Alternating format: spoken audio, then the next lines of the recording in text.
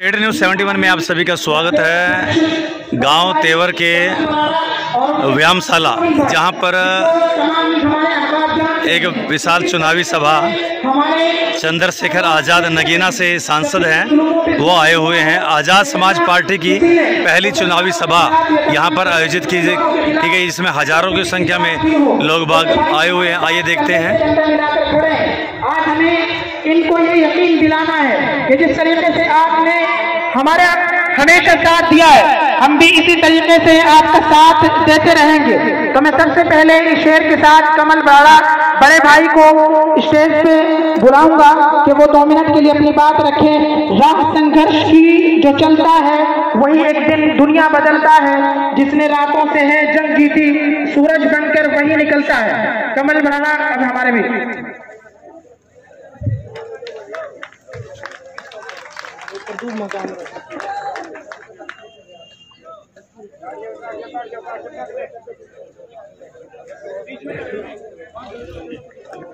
जय भीम, अस्सलाम वालेकुम। अच्छा, ये बैठने की व्यवस्था आप लोगों के लिए है, ये आप बैठ जाइए। जो साथी खड़े हैं वो बैठ जाएं, और जिनके पास कुर्सी नहीं है वो नीचे यहाँ पर हरी घास है, हरी घास पर बैठ सकते हैं। हम महापुरुषों को मानने वाले लोग हैं, इसलिए अनुशासित भी।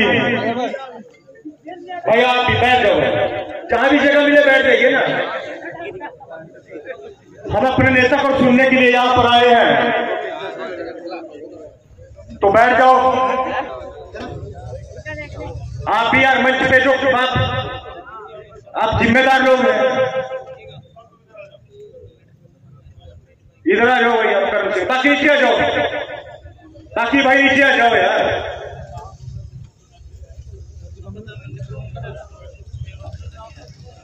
आप लोग व्यवस्था बनवाए, जिम्मेदार लोग हैं, आप जो मंच पर खड़े हैं, यही आप लोगों को भी कहना पड़ जाए तो फिर तो बड़ी दिक्कत। धन्यवाद। तो आज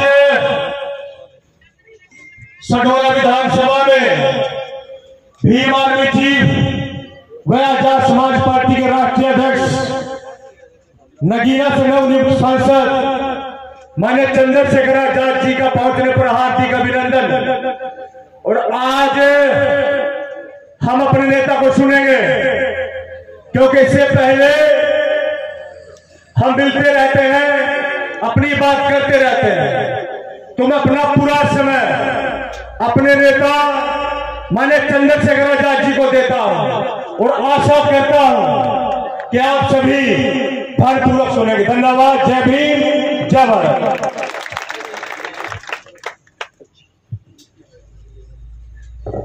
बड़े भाई कमल बराड़ा ने बहुत कम वक्त में अपनी बात तो नहीं रखी, बल्कि उन्होंने जो एहतराम बनता है हमारे मेहमान खुसूसी का, वही एहतराम किया है। और अब मैं बिल्कुल वक्त ज़ाया न करते हुए अपने मेहमान खुसूसी बड़े भाई चंद्रशेखर आज़ाद को चंद शेरों के साथ दावत दूंगा। वो ये है कि दुश्मनों को ये दौलत लूटने नहीं देंगे, हम भी अपनी एकता को टूटने नहीं देंगे।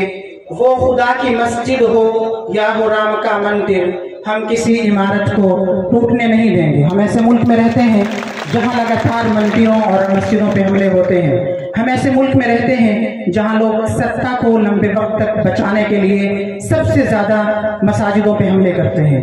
मैं बड़े भाई की सियासत से प्रभावित नहीं हूँ, मैं बड़े भाई के आंदोलनों से प्रभावित हुआ हूँ। पिछले दिनों भी हमारी जब भी बात हुई, मैंने बड़े भाई से यही बात कही थी कि हमने इस मुल्क में बहुत सारे सियासतदान देखे हैं, लेकिन जैसे ही वो संसद में पहुंचते हैं तो उन्हें अपनी कुर्सी बचाने के लिए संसद में खामोश रहना पड़ता है, और वो खामोश रहते हैं। लेकिन मुझे वाकई ये एक इंस्पिरेशन मिली, और मुझे पता चला कि जब ये नगीना से सांसद बने और हम लोगों ने इनको मुबारकबाद पेश की, और मुझे लगा कि अब संसद में एक ऐसा शख्स पहुंच चुका है जो वाकई मजलूमों की और कमजोरों की आवाज को उसी बेबाकी के साथ उठाएंगे। जिस बेबाकी के साथ इन्होंने पहले उठाया, और जब ये पहली दफा सांसद में पहुंचे और जिस बेबाकी के साथ इन्होंने उन लोगों की आंखों में आंखें डालकर बात की जिनकी आंखों में आंखें वो शख्स नहीं डाल सके जो 4 या 5 बार सांसद बन के उस मुल्क की सांसद में बैठे हैं, जहां लोगों की फैसले होते हैं, जहां लोगों की किस्मतें बदलने के लिए लोग जाते हैं, लेकिन ऐसा नहीं हुआ। और मैं बड़े भाई के साथ दोबारा से एक और शेर के साथ गुजारिश करूंगा कि वो हमारे दरमियान आ जाएं। जब आंखों में अरमान लिया, मंजिल को अपना मान लिया, फिर मुश्किल क्या और आसान किया, बस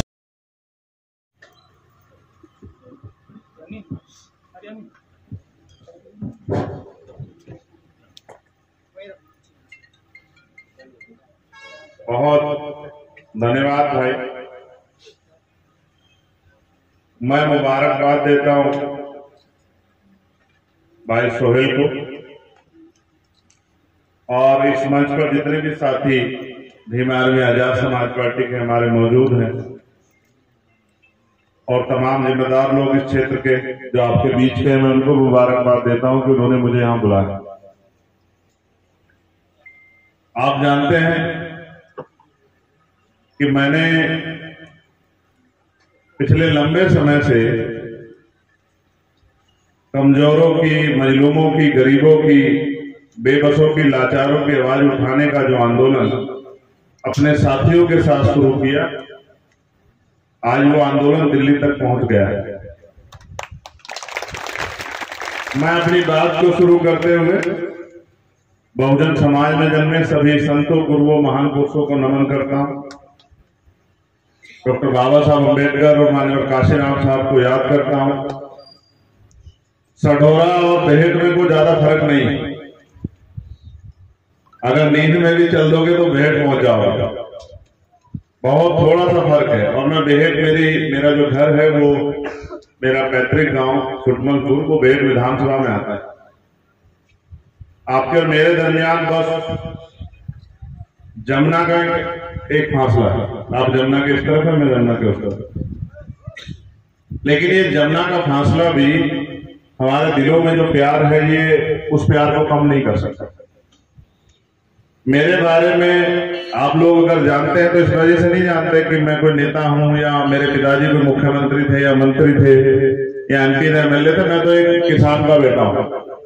मेरे पिताजी प्राइमरी स्कूल में अध्यापक थे और खेती करते थे।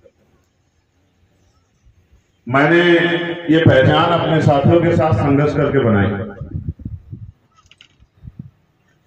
और एक ही नियत से मैं इस काम को करता हूं कि अगर मैं किसी के भी काम आ जाऊं तो बहुत बड़ी बात है।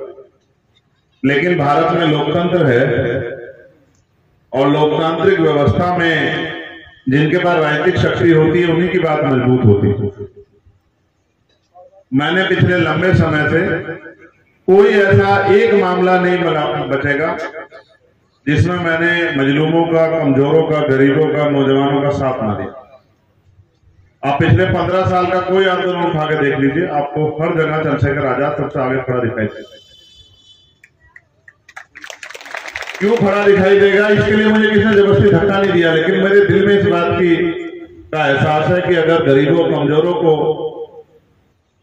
दलितों को, पिछड़ों को, मुसलमानों को, हर मजलूम पे अगर किसी पे भी जुल्म होगा तो वो उम्मीद करके देखता है कि कोई आके उसकी आवाज बनेगा।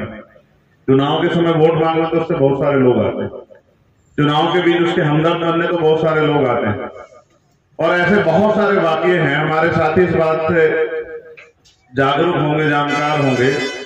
चाहे NRC का मामला हो, मैं अकेला शख्स था वो जेल गया जिसने 28 दिन जेल काटा।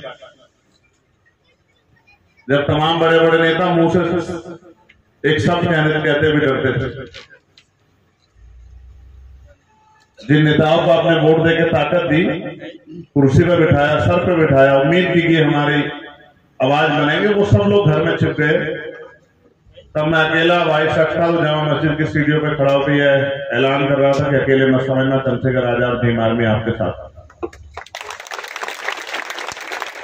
ये अलग बात है कि मांगने से भीख मिलके अधिकार छीनने पड़ते हैं, तो जेलें और मुकदमे ये सब चीजें आती हैं। ये रास्ते का सफर का ये सफर के दरमियान ये सब चीजें आती, मैं इनसे नहीं डरता हूं। लेकिन उसके अलावा भी कितने ऐसे जुल्म हैं जो मैं आपको याद दिलाना चाहूं, जबकि वो जख्म है, याद दिलाऊंगा तो गहरे होंगे, मेरे दिल में इच्छा नहीं है, लेकिन आपको पता होना जरूरी है कि कौन आदमी आपसे कितना प्यार करता, कौन आदमी आपके कितने करीब। चाहे मौलाना साहब का मामला हो, जब उन पे झूठे मुकदमे, मौलाना चाहे वो तबलीगी जमात का मामला हो, चाहे मौलाना कलीम साहब का हो जब उन पे झूठे आरोप लगाकर उनको जेल में डाल दिया गया, चाहे नासिर जुनैद का मामला, अखलाक का मामला हो, पहलू का मामला हो, चाहे आप ही के यहाँ थे 2 बच्चे जो राजस्थान से लाके पीट के हिसार में मारे थे, गुंडों की सरकार ने भारतीय जनता पार्टी, अगर आपके याद है, नासिर और जुनैद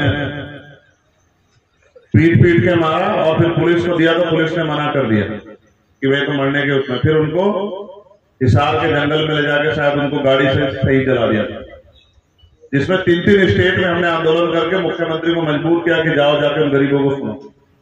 मैं बात आपसे इसलिए बता रहा हूं कि आपके मन में 100 सवाल हो सकते हैं, मगर मैं आपको गवाही देकर कह सकता हूं कि सोहेल को अगर आपने ताकत दे दी तो कोई गुंडा आपकी तरफ आंख नहीं उठा पाएगा। मेरी बात को याद रखना।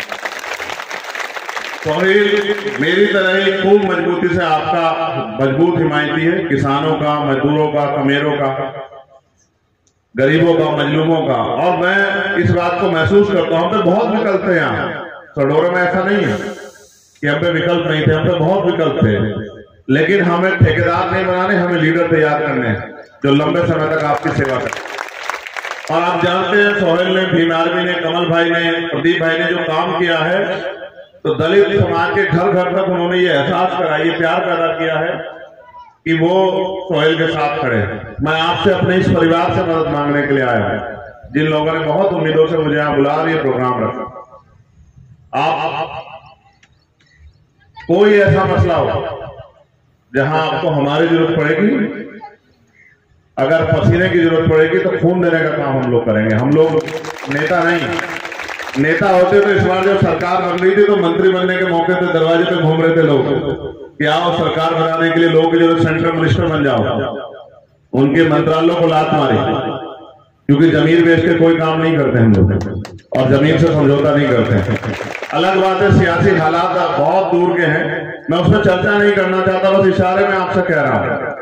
एक जो आपके मन में बात होगी उस बात को भी आज स्पष्ट करते हुए कह रहा हूं। मैं जवाब नहीं देना चाहता था, राजनीति में जवाब वो देता है जो डरता है, मैं नहीं डरता हूं। जिंदगी एक है, मौत एक दिन आएगी, इसकी परवाह नहीं करता हूं। इस देश में बहुत कम ऐसे लोग होंगे जिन्होंने चुनाव से बाद बहुत सारी पार्टियों से अलायंस नहीं की। बहुत सारी ऐसी पार्टियां, चुनावी अलायंस एक अलग विषय है, लेकिन अपने इरादों से, अपने वसूलों से समझौता करना ये अलग विषय है। हम लोग मर तो सकते हैं लेकिन अपने वसूलों से समझौता नहीं कर सकते। राजनीतिक अलायंस इसलिए होते हैं कि एक दूसरे की ताकत बन के अपनी ताकत बनाए। सोचिए अगर आपने ताकत नहीं होगा, चंद्रशेखर पार्लियामेंट में नहीं होता तो क्या करता बताओ? ये जो लोग आपके हमदर्द बनते हैं, क्या इन्होंने चंद्रशेखर को पार्लियामेंट को रोकने के लिए भी चोटी का जोड़ नहीं लगाया? आप तो यही करीब गए ना, बिजनौर को फोन करके देखो, आपको बताएंगे कि ये लोग जो आपके हमदर्द बन रहे हैं, इन लोगों ने भी चोटी का जोड़ लगाया कि चंद्रशेखर पार्लियामेंट में ना जाए। और आज ये लोग, इनको पीछे खड़ा होना पड़ता है जब किसी पे जुल्म होता है। कल एक बच्चे को पीट के मारा नहीं मारा फरीदाबाद में आपके हैं, चरखी दादरी में, किसने उठाई सबसे पहले आवाज? आप ईमानदार से चेक करके देखो, पूरा मीडिया उठा के पूछो किसने उठाई सबसे पहले आवाज। जब किसी गरीब पे जुल्म होता तो हमें दर्द होता था और हम ये मानते हैं कि हमारे भाई पे तकलीफ हुई, और हमने कहा कि सरकार अगर बुलडोजर और ये पशुओं के नाम पर जो हत्या हो रही है अगर को नहीं रोक सकती तो उनको कुर्सी बैठने का अधिकार नहीं। लेकिन आप पे तो मौका आना पड़ा, आप इनको जो कुर्सी पे बैठ के हमारे लोगों को जुल्म करें उनको उखाड़ फेंको, ऐसा उखाड़ फेंको कि अगले कई योजनाओं तक इनको खबर भी ना। ये तो आपके हाथ में, जनता के हाथ में है। क्या मिल रहा है इस देश में? आपको तो ये वोटर समझ के जिस तरह इग्नोर किया। कितने स्कूल बने आपके क्षेत्रों में आप बताओ? कितने हॉस्पिटल बने आपके क्षेत्रों में? कितने उद्योग धंधे लगे आपके क्षेत्रों में? कितने रोजगार के साधन है? आप नहीं जानते हो क्या है आपके क्षेत्र में और क्या दिया सरकारों ने आपको? जो थोड़ा बहुत अगर आप अपना भी काम करने जाओगे, वो बुग्गी लेके जाओगे ट्रैक्टर और अपनी खेत से मिट्टी निकालोगे तो आपके घर पे आके पुलिस खड़ी हो जाएगी। इस तरह से लोग गरीब अपना जीवन यापन कर रहे हैं। ये और जुल्म जागरी कितनी हो रही है, रोज हिंसा, गरीबों को, दलितों को, पिछड़ों को, मुसलमानों को मारा जा रहा है। अब इसको रोकने के दो उपाय, एक तो सहते रहो, एक इसका मुकाबला करो। 5 साल में जनता के हाथ में ताकत आती है कि अपने बीच के ताकतवर लोगों को आगे बढ़ा के भेजो, उनकी मदद करो। और जब ये काम अगर आप जिम्मेदारी से करते हो तो फिर आपको 5 साल पछताना नहीं पड़ता। मैं लगातार यही आपके बीच में रह के कोशिश करूंगा कि इस बार आजाद समाज पार्टी की इतनी हैसियत बने हरियाणा में कि सरकार की चाबी उनके हाथ में। फिर आप मुझे बताना कि कौन गुंडा आपके तरफ उठा के देखता है। मैं बहुत जिम्मेदारी से आपसे कह रहा हूं, आप लक्ष्य बना के इस लड़ाई में हमारी मदद करो और हमें काम करने का मौका दो। भीम आर्मी 26-27 स्टेटों में जुल्म के खिलाफ लड़ रही है और आजाद समाज पार्टी भी धीरे धीरे आगे बढ़ रही है। हम लोग राजस्थान लड़े थे और बहुत कम वोटों से चुनाव हारे। वो दर्द मुझे अभी तक है, कहीं 5,000 से, कहीं 7,000 से, कहीं 11,000। मैं सोचता था कि मुझसे पहले कोई इस आंदोलन से जीत के जाएगा। अगर मुझसे पहले कोई जीत के जाता तो मेरा काम कम हो जाता कि वो पार्लियामेंट असेंबली में आवाज उठाता और मैं सुकून से इस काम को करता। लेकिन मुझे भरोसा है कि सढौरा जो मेरा बिल्कुल घर है, मेरा परिवार है, और जहां से मेरा छोटा भाई सोहेल जो है आपके बीच में मैदान में आएगा, मुझे भरोसा है कि उसकी मेहनत और मेरी मेहनत को आप लोग इस बार जो है कामयाब करने का काम करोगे। और ये जो ताकत आपके पास दी है लोकतंत्र ने बदलाव की, इस बदलाव को आप स्वीकार करके अपने बीच के भाई को आगे बढ़ा के भेजोगे कि वो अगले 5 साल आपकी आवाज बन के आपके लिए खड़ा है। आप लोगों ने यहां मुझे सुना, मैं आपका शुक्रिया अदा करता हूं, क्योंकि कई सारे प्रोग्राम लगे हैं। ऐसा नहीं कि ये पहला और आखिरी प्रोग्राम है। अभी तो आपके बीच में बैठ के किस दिन आगे कोई अगर खाना खिलाएगा तो हम लोगों को खाना भी खाएंगे। अभी तो बहुत सारी बातें बाकी हैं, बहुत सारे ऐसे इश्यू होंगे, बहुत सारे ऐसे विषय होंगे जिन पे आप मुझसे बात करना चाहता हूं। कुछ ऐसे होंगे जिसमें आप कोई सवाल आपके मन में होगा जिसको मुझे आपको जवाब देना है। कुछ ऐसे होंगे जो मेरे मन में मुझे पूछने, और कुछ ऐसी बातें होंगी जो मैं आपसे कहूंगा जिनको आपको मदद करानी है सोहेल को, क्योंकि सोहेल भी किसी धन्ना सेठ का बेटा नहीं है। मैं तो अपने यहाँ जब चुनाव लड़ रहा था, मेरे साथी जानते हैं, तो मैं तो अपना निशान लेके जाता था केसली का। जब तक चुनाव अनाउंस नहीं हुआ तो लोगों से कहता हूं मैं जो वोट देगा वो नोट भी दे, क्योंकि अगर किसी का सहारा लेके पैसे लेके से लड़ेंगे तो फिर आपके काम नहीं आ पाएंगे। आज अगर पार्लियामेंट में निष्पक्ष हैं और हर जुल्म के खिलाफ बोलने की हिम्मत रखते हैं तो इसलिए क्योंकि टिकाऊ है, बिकाऊ नहीं। मैं आपसे, आप ये बताओ, आप ये कहते नहीं कहते हो कि भाई अगर किसी से गलती हो जाए तो उसको माफी का अधिकार मिलना चाहिए, नहीं मिलना चाहिए? बताओ भाई, हाथ उठा के अपने दिल से। अगर कोई आदमी गलती करके आपसे मान ले कि भाई मुझसे गलती हुई, दोबारा नहीं करूंगा, तो बताओ उसको माफी मिलनी चाहिए, नहीं मिलनी चाहिए? कि भाई मिलनी चाहिए, नहीं मिलनी चाहिए? बस सीधी बात है। मैंने तुम्हें इस आदमी में बताया कि मैं क्या कहना था। मेरी किसी से लड़ाई नहीं। अगर कोई कहते ना कि कल सुबह का भूला शाम को घर आ जाए तो उसको भूला नहीं कहते। अब बाकी इस बार तो गट्टा हमने पकड़ा हुआ है, घबराओ मत। जिस दिन पहली बार बैठे यही तय हुआ सबसे पहले, और कुछ नहीं। अगर आगे बढ़ना है तो ये तय करो कि भाजपा के खेमे की तरफ आंख उठा के, आंख पलट के नहीं देखो, तब आगे बढ़ेंगे। इसके अलावा कोई रास्ता हम सब कुछ कर सकते हैं, लेकिन सिद्धांतों से समझौता नहीं कर सकते। और सोचिए कि अगर हमारी मेहनत को आप लोगों ने आगे बढ़ा दिया तो अगर सोहेल जैसे 5 साल लोग भी असेंबली में होंगे तो बताओ आपके क्षेत्रों की आवाज उठेगी नहीं उठेगी? बताओ। मुझसे कहते थे लोग कैसे उठाओगे आवाज? हमने कहा देख जाने तो फिर बताएंगे आवाज कैसे उठाते। तो मैं आपका शुक्रिया अदा करता हूं, मैं धन्यवाद करता हूं यामीन कासमी साहब का, अब्दुल सत्तार साहब का, असलम कल्याणपुर भाई का, इरफान सरपंच जी का, बिल्ला गुजर जी का। ये बिल्ला गुजर कहां है? देखो, मैंने गुजर रेजिमेंट की भी मांग की तुम लोगों के लिए। एक गुजर रेजिमेंट बननी चाहिए। आ जाए रफी भाई का, ये क्या नाम है? अच्छा, रफी पर बोलिए। तो मैं आप सबका शुक्रिया अदा करता हूं बहुत समय है, आपसे बहुत कुछ सीखना है, आपको बहुत कुछ बताना है, लेकिन इस भरोसे के साथ कि जैसे आपने वहां मेरा साथ दिया था, एक मौका मुझे आप यहाँ खडोरा में भी जरूर दें। फिर मैं आपको दिखाऊंगा कि चंद्रशेखर आजाद क्या कर सकता है। भाई ये तो मुझसे भी कद में लंबे, जरा इधर आना, ये तो मुझसे भी कद में 4 इंच लंबा ही होगा, ये मुझसे भी 4 इंच लंबाई है, लेकिन ये में कमजोरों की आवाज बनने की कीमत चुकानी पड़ती नहीं पड़ती है। जिन जेल मुकदमों सरकार डराती है उनसे तो हमने वो जेल मुकदमे तो इतने हैं हम पे गिनती कर।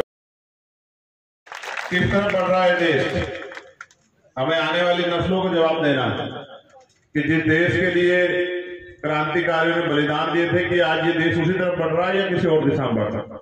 आज ये देश में सामाजिक धार्मिक आजादी है या नहीं है, आज ये देश में आर्थिक आजादी है या नहीं, और सरकार का बुलडोजर जाति और धर्म देख के क्यों चलता है।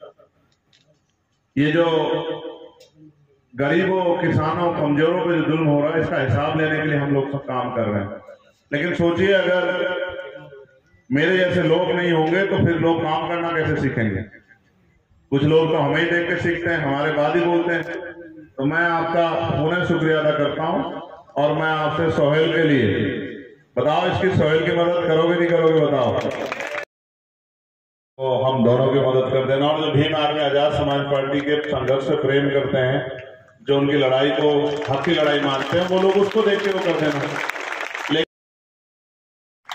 मैं बहुत बहुत शुक्रिया अदा करता हूं आपका, और इजाजत चाहता हूं भाई, आप दोनों साथी मुझे इजाजत दे।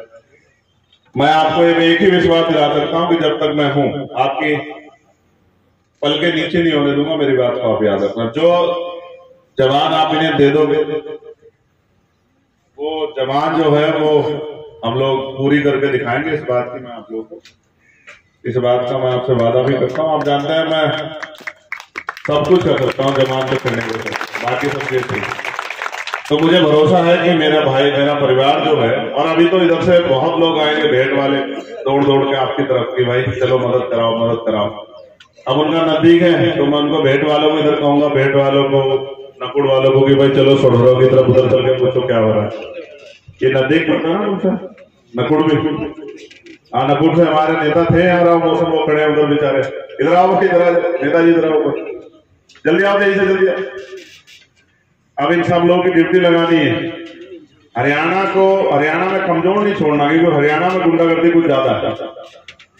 उत्तर प्रदेश वाला का तो इंतजाम हम कर रहे हैं, 27 में हम आपको दिखाएंगे उत्तर प्रदेश वाला का इंतजाम कैसे होता है। हमने जमीन पर तैयारी कर ली है, उनकी गुंडागर्दी का जवाब तो हम देंगे, लेकिन हम यहाँ की तैयारी भी कर रहे हैं कि हमारी आवाज यहाँ भी मजबूत हो, कि जब कोई जरूरत हो तो हमारी आवाज इतनी मजबूत हो कि सरकारों को सुनना पड़े। मैं आप सबका शुक्रिया अदा करता हूँ, आपसे उम्मीद करता हूँ एक बार जरा ऐसे हाथ उठा दो जो लोग हमसे प्यार करते हैं। दोनों था, मैंने एक में माइक है ना, मैं दोनों इसलिए नहीं गए। मैंने बताओ मदद करोगे नहीं करोगे, बताओ भाई नौजवान साथियों, मदद करोगे नहीं करोगे, बताओ भरोसा है या नहीं है। तो जब आपको भरोसा है तो आप याद रखो कि 24 घंटे 7 दिन आपके लिए हम लोग तैयार। बहुत बहुत धन्यवाद। जय भीम, जय भारत।